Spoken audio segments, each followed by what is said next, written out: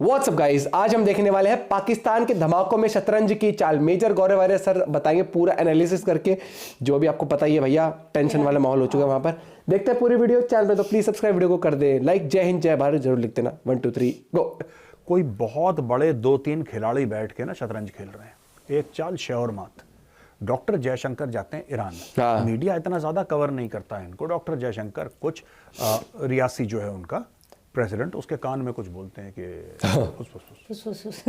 Doctor Jaishankar वापस आते हैं। वापस आते ही कुछ घंटों के अंदर ये मार देते हैं मिसाइल पाकिस्तान।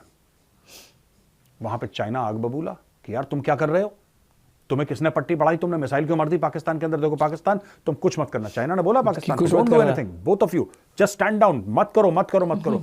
तब तक देखिए बात यह है कि पाकिस्तान में पब्लिक का जो मूड है वो इतनी जल्दी बदला कि हुआ कैसे करना है, कुछ ना कुछ तो करना है। पाकिस्तान के जहाज उड़े। वो जहाज क्यों उड़े? क्योंकि पैसा अमेरिकन ने दिया था 450 मिलियन। एडिटर साहब दोबारा दिखाओ जरा। 450 मिलियन, 450 मिलियन दिए भाई साहब अमेरिका ने। छोटी रकम नहीं है कि अपने जहाज वाज ठीक कर लो, अपने F-16 ठीक कर लो। पाकिस्तान ने अमेरिका के कहने पे इनने का उड़ा के दिखा देंगे अगले। किसको अटैक करा? ईरान को। किसने अटैक करा? पाकिस्तान ने। ईरान का इस वक्त सबसे बड़ा दुश्मन कौन है पूरी दुनिया में? पूरी दुनिया में सबसे बड़ा दुश्मन कौन है? इजराइल। और दूसरा बड़ा दुश्मन कौन है? अमेरिका। मैंने आपको बताया था एक चाल श्योर मात। अब आपको समझ में आ गया कल मैंने क्यों बोला था विश्व युद्ध की तरफ दुनिया जा रही है, महायुद्ध की तरफ, विश्व युद्ध की तरफ। इसीलिए क्योंकि दोस्तों ऊपर से देखो, ये 23 फरवरी 2022 को ये ड्रामा शुरू हुआ था जब रूस घुस गया यूक्रेन में। मैंने तो वहां से प्रेशर हटाने के लिए, पूरी चीज समझ लेना आप, वहां से प्रेशर हटाने के लिए, राइट, हटाते हटाते वहां से प्रेशर क्या हुआ कि प्रेशर हटा प्रेशर हटा प्रेशर हटा। अब कैसे हटाएं प्रेशर यार? अब क्या करें इसको प्रेशर हटाने के लिए? अच्छा एक काम करो, कहीं और शुरू कर। अच्छा फोन करना जरा। रूस ने चीन को बोला, चीन ने ईरान को बोला, ईरान ने हमास को बोला। 7 अक्टूबर 2023 को हमास अटैक करता है। इजराइल जवाबी कार्रवाई करता है। दुनिया हाय तौबा करती है, इजराइल नहीं रुकता। इजराइल कहता नहीं बेटा, पहला यू ड्रू फर्स्ट ब्लड। तुमने पहले हुई है ना फर्स्ट ब्लड, उसमें यही कहता है दे ड्रू फर्स्ट ब्लड। यही चीज इजराइल ने बोली, you Drew first blood. Israel ने ठोकम पीटी शुरू करी, मार मार के सुअर बनाना शुरू किया। अब ये लड़ाई फैल गई। अब ये लड़ाई फैल गई और यूएस को एक बात पता है कि लड़ाई की जड़ कौन है? ईरान। लड़ाई की जड़ है ईरान। जब तक आप ईरान को न्यूट्रलाइज नहीं करेंगे, जब तक आप ईरान को मैसेज नहीं भेजेंगे, ईरान ये काम करता रहेगा। हिजबुल्लाह को सपोर्ट करता रहेगा, हमास को सपोर्ट करता रहेगा, और ईरान जो है वो हुथियों को सपोर्ट करता रहेगा। ये दुनिया भर के शिपिंग लेन्स को ये बम मार रहे हैं, मिसाइल मार रहे हैं, क्रूज मिसाइल मार रहे हैं, ड्रोन मार रहे हैं। और भाई कोई ना कोई तो रोकेगा, पर कौन रोके? ये तो आतंकवादी है। अब मार दोगे 10 और पैदा हो जाएंगे। इनका चालक कौन है? चालक है ईरान। तो दोस्तों जब ये बात हुई तो अमेरिका ने फोन करा पाकिस्तान को और बोला, हेलो हेलो पाकिस्तान, तुम्हें याद है कि हमने तुम्हें $450 मिलियन दिए थे F-16 हवाई जहाज अपने ठीक ठाक करवाने के लिए, उनके मेंटेनेंस के लिए? याद है कि नहीं याद है? उन्होंने बोला जी आलीजा हमें याद है, जिले लाही, आपका हर एक लफ्ज हमें याद है। तो जाओ बेटा, अब तुम्हें मौका मिल गया है, धक्कमबाजी हो गई है। जो तुम मौका ढूंढ रहे थे वो मौका तुम्हें ईरान ने दे दिया। ठोको, ठोक दिया। अब दोस्तों ये चीज और फैलेगी, मैं आपको आज बता रहा हूं, ये अफगानिस्तान में फैलेगी। ये अफगानिस्तान में फैलेगी। ये पावर गेम्स हैं और इन पावर गेम्स में ईरान इंपॉर्टेंट नहीं है, पाकिस्तान इंपॉर्टेंट नहीं है। ये गेम चल रहे हैं रशिया, अमेरिका और चाइना के बीच में। और यहां पे जो प्यादे हैं ना वो देश हैं। समझ लीजिए कितने लेवल पे चेस का गेम बहुत बड़े लेवल पर प्यादे जो हैं वो देश हैं। भाई ये शेयर करना है वीडियो। बताता हूं आगे क्या होगा। 2 कॉन्टिनेंट्स में इंडिविजुअली जंग चल रही है। ईस्टर्न यूरोप, वहां पे यूक्रेन है, वहां पे जंग चल रही है रशिया और यूक्रेन की। रोज लोग मर रहे हैं 100 के हिसाब से। और दूसरी जंग यहां पे चल रही है, एशिया में चल रही है। और बिल्कुल पाकिस्तान जो है वो तो भारत से सटा हुआ है। अब लोगों का यह मानना है कि क्या भारत का इसके ऊपर, मतलब इस पूरी चीज का भारत के ऊपर असर पड़ेगा? अक्सर लोग पूछते हैं, मुझे कल रात भी 1-2 फोन आए कि मेरे साहब आपको क्या? मुझे लगता है कि भारत पे इतना असर नहीं पड़ेगा, लेकिन ये जो पूरा मामला है ना शिया सुन्नी का, ये पाकिस्तान के अंदर भड़काया जाएगा। क्योंकि पाकिस्तान का रिकॉर्ड है शियाओं को मारने का। कराची में भाई साहब पूरी बस की बस इन्होंने उड़ा दी थी, पूरी बस की बस। ये लोग क्या करते हैं? उतरो बस से, उतरो, उतरे, आई कार्ड चेक करे, जहां पे देखा उन्होंने शिया नाम, अब मैं वो नाम नहीं लूंगा, सरनेम नहीं लूंगा, लेकिन शिया सरनेम्स अलग होते हैं, कई शिया सरनेम अलग हैं, उनका नाम आप देखोगे तो आपको पता लग जाएगा। इन्होंने बसों से उतार उतार के, कोई गांव पिंड की बात नहीं कर रहा मैं बात कर रहा हूं Karachi proper, which is Pakistan largest city and amongst the world, जो दुनिया की जो टॉप 10 सिटीज हैं इन टर्म्स ऑफ पॉपुलेशन, उसमें से एक कराची है। बहुत बड़ा शहर है Karachi, it's a massive massive beehive of activity.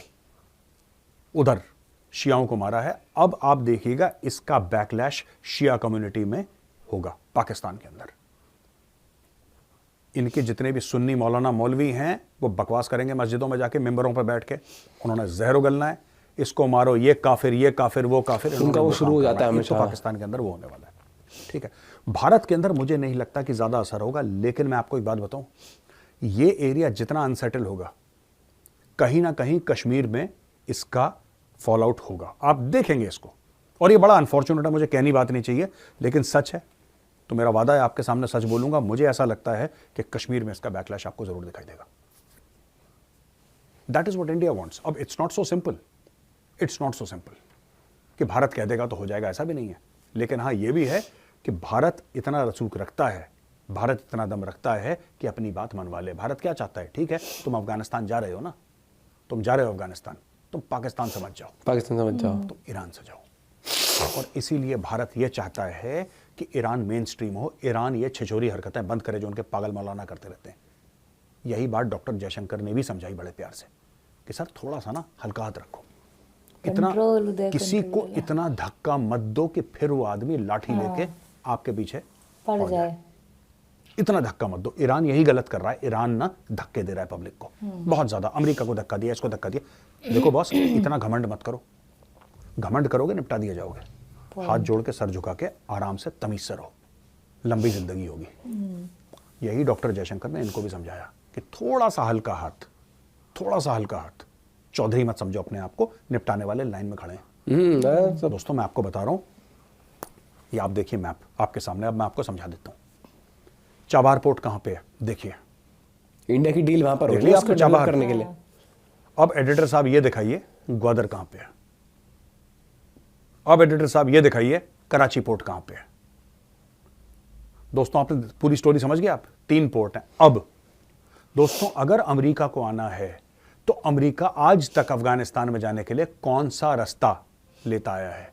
अमेरिकी जहाज उतरते हैं बिन कासिम पोर्ट कराची पे और वहां से रोड से जाते हैं ये लोग तोरखम के थ्रू अफगानिस्तान।